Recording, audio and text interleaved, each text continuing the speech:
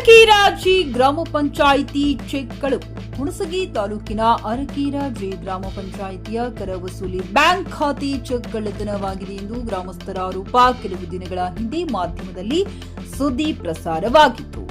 ಆದಷ್ಟು ಬೇಗನೆ bill collector ಹಾಗೂ ಸೆಕ್ರೆಟರಿ ಅವರ ಮೇಲೆ ಕ್ರಮ ಕೈಗೊಳ್ಳಲಾಗುವುದೆಂದು ಹುಣಸಗಿಯ ತಾಲೂಕು ಪಂಚಾಯಿತಿಯ ಕಾರ್ಯನಿರ್ವಾಹಕ ಅಧಿಕಾರಿಗಳು ಬಸಣ್ಣ ನಾಯ್ಕ ಭರವಸೆ. ಈ ಕುರಿತು ಅರಕೀರಾಜಿ ಗ್ರಾಮ ಪಂಚಾಯಿತಿಯಲ್ಲಿ ಚೆಕ್ ಕಳ್ಳತನವಾಗಿದೆ ಎಂದು ನಮ್ಮ ಗಮನಕ್ಕೆ ಬಂದಿದ್ದು, ಯಾದಗಿರಿ ಜಿಲ್ಲಾ ಪಂಚಾಯಿತಿಯ ಮುಖ್ಯ ಕಾರ್ಯನಿರ್ವಾಹಕ ಅಧಿಕಾರಿಗಳಿಗೆ ಪ್ರಸ್ತಾವನೆ ಕಳಿಸಿದ್ದೇನೆ. ಈ ವರದಿ ಬಂದ ನಂತರ ಅರಕೀರಾಜಿ ಗ್ರಾಮ ಪಂಚಾಯಿತಿಯ ಚೆಕ್ ಕಳ್ಳತನದಲ್ಲಿ ಶಾಮೀಲಾದವರ ಅಧಿಕಾರಿಗಳ ಮೇಲೆ ಕ್ರಮ ಕೈಗೊಳ್ಳಲಾಗುವುದೆಂದು ಬಸಣ್ಣ ನಾಯ್ಕ ಈ ಕುರಿತು ಹುಣಸಗಿ ತಾಲೂಕು ಪಂಚಾಯಿತಿಯ ಕಚೇರಿಯಲ್ಲಿ ಮಾಧ್ಯಮದವರಿಗೆ ಮಾಹಿತಿ ತಿಳಿಸಿದ್ದಾರೆ.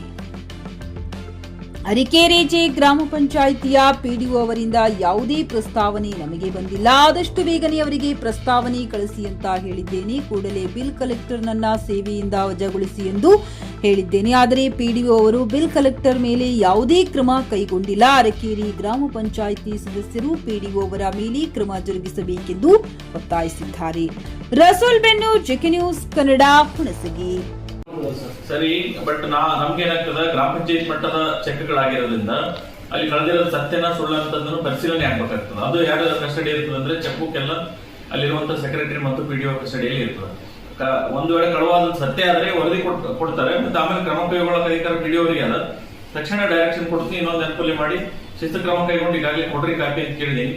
ಒಂದು ವೇಳೆ ಪಿಡಿಒ ಅವ್ರ ಮೇಲೆ ಕ್ರಮ ಕೈಗೊಳ್ಳಿಲ್ಲ ಅಂದ್ರೆ ಪಿಡಿಒ ಮೇಲೆ ಕ್ರಮಕ್ಕೆ ನಾನು ಸಿಇಒ ಅವರಿಗೆ ಪತ್ರ ಬಿಡ್ತೀನಿ. ಸರ್, ನಿಮ್ಗೆ ಎಷ್ಟು ದಿನ ಹಿಂದೆ ಗೊತ್ತಾಗಿದೆ ಚೆಕ್ ಕಳ್ಳತನ ಆದ್ಮೇಲೆ ಗ್ರಾಮ ಪಂಚಾಯತ್? 6/10 ನಮ್ಗೆ ಅರ್ಜಿ ಕೊಟ್ಟಿದ್ದಾರೆ. 6/10 ಕೊಟ್ಟ ತಕ್ಷಣ ನಾವು 8/10 ಒಂದು ಪತ್ರ ಮಾಡಿದ್ವಿ, ಕ್ಲಾರಿಫಿಕೇಶನ್ ಕೇಳಿದ್ವಿ. ಇದು ಈ ರೀತಿ ಆರೋಪ ಬಂದಿರೋ ಸತ್ಯ ಸುಳ್ಳು ಅಂತ ಕೇಳಿದ್ವಿ. ಪಿಡಿಒ ಕಡೆಯಿಂದ ಯಾವುದೇ ಲಿಖಿತ ಉತ್ತರ ನಮ್ಗೆ ಬಂದಿಲ್ಲ. ಈಗ ಮತ್ತೆ ಫೋನ್ ಮುಖಾಂತರ ಕೂಡ ಮಾತಾಡಿ ಹೇಳಿದೀವಿ.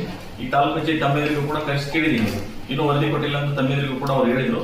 ಅವರು ಇವತ್ತು ಅಥವಾ ನಾಳೆ ವರದಿ ಕೊಡ್ತಾರೆ. ಕೊಟ್ಟ ಮೇಲೆ ವರದಿ ಪರಿಶೀಲನೆ ಮಾಡಿ ಮೊನ್ನೆ ಸಿಇಒ ಸರ್ ಅವರಿಗೆ ಅದನ್ನು ವರದಿಯನ್ನು ಸಲ್ಲಿಸ್ತೀನಿ.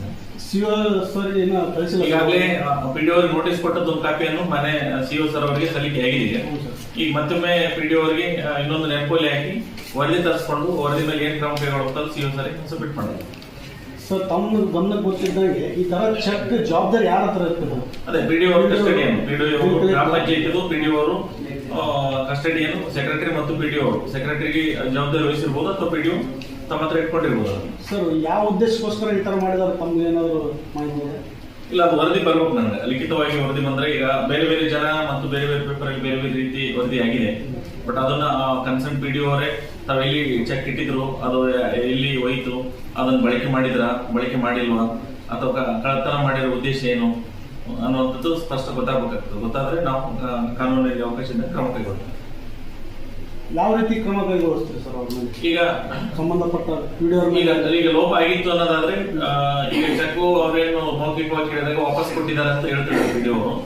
ಬಟ್ ಲಿಖಿತ ಉತ್ತರ ಏನ್ ಬರ್ತದೆ ನೋಡ್ಕೋಬೇಕು. ಆಮೇಲೆ ಅಲ್ಲಿ ಯಾರು ತಪ್ಪು ಮಾಡಿದ್ದಾರೆ ಅವ್ರನ್ನ ಸೇವೆಗೆ ವಜಾ ಮಾಡುವಂತ. ಇನ್ನುವರೆಗೂ ನಿಮ್ ಗ್ರಾಮ ಪಂಚಾಯತ್ ಪಿಡಿಒ ಯಾವ್ದು ವರದಿ ಸಲ್ಲಿಸಿಲ್ಲ?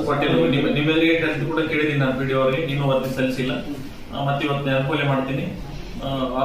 ಈಗ ಒಂದ್ ವಾರದಿಂದ ಇದು ಕರ ವಸೂಲಿದು ಬ್ಯಾಂಕ್ ಅಕೌಂಟ್ PKGB ಇದು ಹುಣಸಗಿದಲ್ಲಿ ಅದು ಚೆಕ್ ಕಳ್ತನ ಮಾಡ್ಯಾರ. ಇವರು ಯಾರೋ ಇಲ್ಲಿ ಪಂಚಾಯತಿ ಸಿಬ್ಬಂದಿ ಅವರು. ಈಗ ನಮ್ ಜೊತೆ ಅಧ್ಯಕ್ಷರನ್ನ ಅದಾರ, ಪಿಡಿಒ ಅವರು ಅದಾರ. ಪಿಡಿಒ ಅವರು ಹೊಸಬರಾಗಿ ಇಲ್ಲಿ ಬಂದಾರ, ಅವ್ರಿಗೆ ಅಷ್ಟೊಂದು ಮಾಹಿತಿ ಇಲ್ಲ. ಈಗ ಅಧ್ಯಕ್ಷರ ಗಮನಕ್ಕೂ ಇಲ್ಲ. ಕೆಲವೊಬ್ಬ ಪಂಚಾಯತಿ ನೌಕರದಾರರು ಅವ್ರವ್ರ ವೈಷಮ್ಯದಿಂದ ಮತ್ತ ಹಣ ಅದನ್ನ ದುರುಪಯೋಗ ಮಾಡ್ಕೋಬೇಕು, ಫೋರ್ಜರಿ ಮಾಡ್ಕೋಬೇಕು ಅನ್ನೋ ಒಂದು ದೃಷ್ಟಿ ಇಟ್ಕೊಂಡು ಅದನ್ನ ಚೆಕ್ಗಳನ್ನ ಅಲ್ಲಿ ಮಧ್ಯದಲ್ಲಿ ಕಿತ್ಕೊಂಡ್ರಿ. ಅವ್ರು ಕಿತ್ಕೊಂಡು ಅದೇನ್ ಮಾಡ್ಯಾರ, ಅವ್ರು ಒಂದ್ ವಾರ ಟೈಮ್ ಕೊಟ್ಟಾರ್ರಿ ಅಧ್ಯಕ್ಷರು ಪಿಡಿಒ ಅವರು. ಗ್ರಾಹಕರ ಸ್ಯಾಟಿಸ್ಫ್ಯಾಕ್ಷನ್ ನಲ್ಲಿ ನಂಬರ್ 1 ತೃಪ್ತಿಕರ ದೈಹಿಕವಾದ ಹುಮ್ನಾಬಾದ್ನ SV TVS ಶೋರೂಮ್ ನಿಮಗಾಗಿ ತರುತ್ತಿದೆ ಹೊಸ ಮಾಡೆಲ್ಗಳ ಹೊಸ ಬೈಕ್ಗಳು. ಇಲ್ಲಿ TVS ನ ಸ್ಪೇರ್ ಪಾರ್ಟ್ಸ್ ಹಾಗೂ ಸರ್ವಿಸ್ ಕೂಡ ಲಭ್ಯ. ಹಾಗಿದ್ರೆ ತಡೆಯಾಕೆ ಹಿಂದೆ ಭೇಟಿ ನೀಡಿ, ನಾಗಲಕ್ಷ್ಮಿ ದಾಬಾ ಹತ್ತಿರ, ಗುಲ್ಬರ್ಗಾ ರೋಡ್, ಹುಮ್ನಾಬಾದ್. ಹೆಚ್ಚಿನ ಮಾಹಿತಿಗಾಗಿ ಸಂಪರ್ಕಿಸಿ 8494951009. PUC ಮುಗಿಸಿ ನರ್ಸಿಂಗ್ ಮಾಡಲು ಹಾಗೂ ಫಿಸಿಯೋಥೆರಪಿ ಮಾಡಲು ಇಚ್ಛಿಸುವವರಿಗೆ ಉತ್ತಮ ಅವಕಾಶ. ಹುಮ್ನಾಬಾದ್ನ HKDETಯ Umadevi Patil college of nursing ನಲ್ಲಿ BSc ನರ್ಸಿಂಗ್ ಹಾಗೂ ಡಿಪ್ಲೊಮಾ ನರ್ಸಿಂಗ್ ಕೋರ್ಸ್ ಲಭ್ಯ. ಹಾಗೂ ಭೀಮರಾವ್ ಪಾಟೀಲ್ ಕಾಲೇಜ್ ಆಫ್ ಫಿಸಿಯೋಥೆರಪಿನಲ್ಲಿ ಬಿಪಿಟಿ ಮತ್ತು ಎಂಪಿಟಿ ಸ್ನಾತಕೋತ್ತರ ಪದವಿ ಲಭ್ಯವಿದೆ. ಇಲ್ಲಿ ಪ್ರವೇಶ ಪ್ರಾರಂಭವಾಗಿದ್ದು ಉತ್ತಮವಾದ ಕ್ಲಾಸ್ ರೂಮ್, ಅನುಭವವುಳ್ಳ ಅಧ್ಯಾಪಕರಿಂದ ಬೋಧನೆ, ಪ್ರತ್ಯೇಕ ಲ್ಯಾಬ್ಗಳ ವ್ಯವಸ್ಥೆ, ಹೈಟೆಕ್ ಆಸ್ಪತ್ರೆಯೂ ಲಭ್ಯವಿದೆ ಹಾಗೂ ವಿದ್ಯಾರ್ಥಿಗಳಿಗೆ ಪ್ರತ್ಯೇಕ ಹಾಸ್ಟೆಲ್ ವ್ಯವಸ್ಥೆಯೂ ಲಭ್ಯವಿದೆ. ಹಾಗಿದ್ರೆ ತಡ ಯಾಕೆ? ಹಿಂದೆ ಭೇಟಿ ನೀಡಿ. NH65 ರಸ್ತೆ, ವೀರಭದ್ರಗಿರಿ, ಸಿಂಗನಕೀರ ಕ್ರಾಸ್, ಹುಮ್ನಾಬಾದ್. ಹೆಚ್ಚಿನ ಮಾಹಿತಿಗಾಗಿ ಸಂಪರ್ಕಿಸಿ ಆಡಳಿತಾಧಿಕಾರಿ ಡಾಕ್ಟರ್ ಸದಾನಂದ ಪತ್ರಿ 9019078988.